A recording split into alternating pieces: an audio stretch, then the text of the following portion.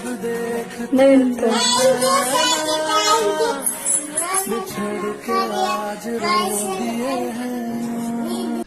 వీడియోలో కనిపిస్తుంది కదా పాప వయసు 3 సంవత్సరాలు.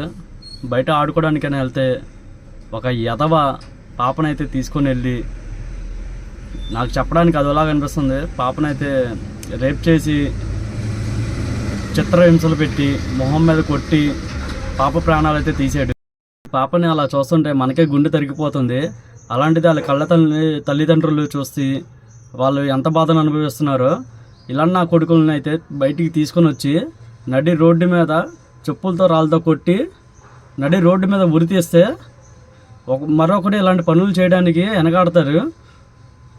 ఒక మనిషిగా, ఒక ఆడపిల్ల తండ్రిగా చెప్తున్నాను, మీ పిల్లల్ని మాత్రం 1-10 సార్లు కంట కనిపెడుతూ ఉండండి. ఎందుకంటే బయట ప్రపంచం ఏ విధంగా ఉందో చెప్పలేము. మనుషులు బయటకు ఒకలాగా లోపల ఒకలాగా ఉంటున్నారు. ఆ పాప ఆత్మకి శాంతి చేకూరాలని ఆ పరమేశ్వరుని మనస్ఫూర్తిగా కోరుకుంటున్నాను. వీడియో పెడతాను చూడండి.